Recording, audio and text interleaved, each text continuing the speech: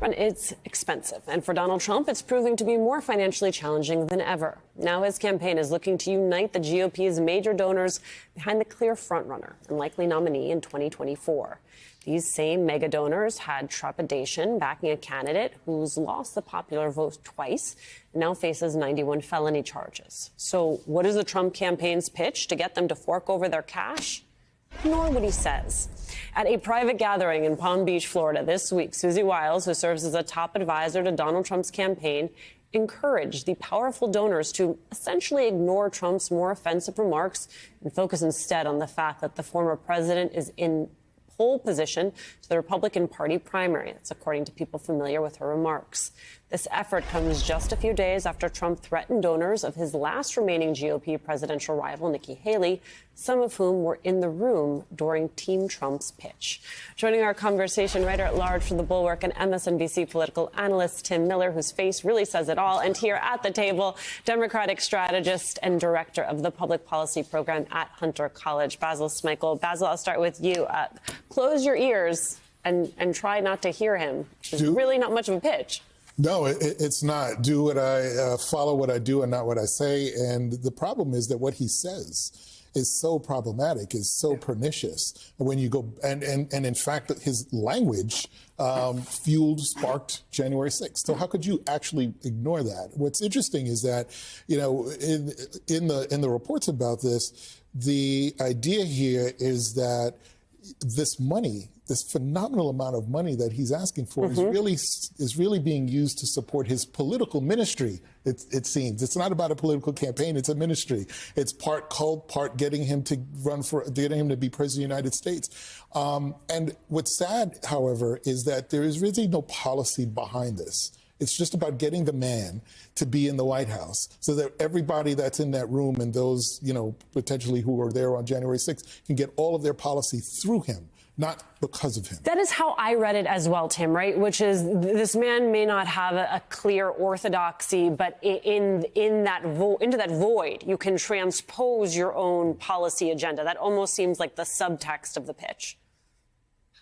Yeah, but isn't it 2024? Have I been placed inside a time warp? This was, I guess, a defensible thing for Trump campaign people to say to old line establishment Republicans in 2016, to try to convince them to get on board back then. But we've all seen it. We've all seen that he does act on his words. And that his actions are reckless, and they have caused death and destruction and an attack on our Capitol. And so to try to buy this now is just to live in this fantasy world. And that is what is happening. And I was making that face at the beginning because I know all these people. This is not the MAGA crowd, right? Susie Wiles was my boss at John Huntsman's campaign before she went to go work for Trump. The donors that are at this retreat in Miami, it was the Never Trump donors. It was the people that funded the PAC that I worked for in 2016 to try to stop Trump from getting the nomination. Paul Singer, Charles Schwab. Like, that's who was at this event. It wasn't a bunch of MAGA true believers. It was a bunch of people that know better, that saw Trump for who he was in 2016, that tried to stop him in 2016. And then rather than sticking by their principles and staying in the fight, have decided that they want to figure out any possible way to live in fantasy land and rationalize accommodating and enabling him because they can then still have access to power. They can still have influence over certain policies that they care about when he gets back in there. To me, that is like the most shameful thing, because all of those folks know better, and they're just participating in this charade.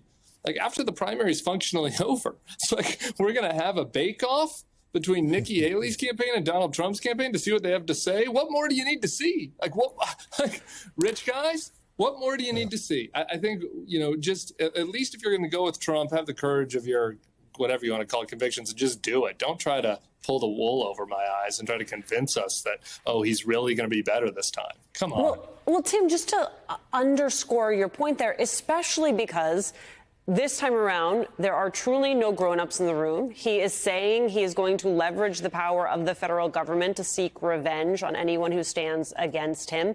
He's saying he's going to take out career officers and instead put in loyalists. So to your point, if you didn't know, if you can claim you didn't know what you were signing up for the first time, which you and I know is bunk, you really can't claim it this time because he is out there telling you how he is going to operationalize it. Yeah. And I could just go down to that. If they wanted to invite me, I'd be happy to go down and see my old friends and just read them from his deranged Truth Social feed. And just be like, you can take Susie Wiles' word for it. You can take the Trump campaign's word for it that he doesn't really mean what he says. Or you can just remember what happened on January 6th and saw that he did actually very much meant what he said. And you can see the increasingly deranged things that he's saying right now and the promises that he's making about being anti-constitutional, tearing up the Constitution, not following the rule of law, being totally immune, and being able to cross the line if he wants to and have immunity. That's what he's promising right now. That's the thing I just don't get. Like, I understand that all these people have interest before the government. Rich people, they want some regulation cut or, some tax deduction.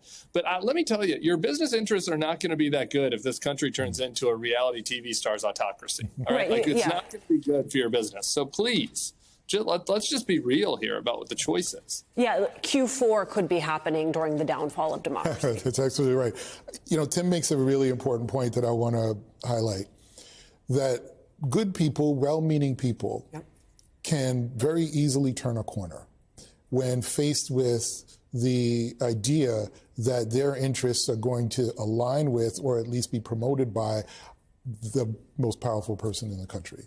So I do pay attention to power dynamics.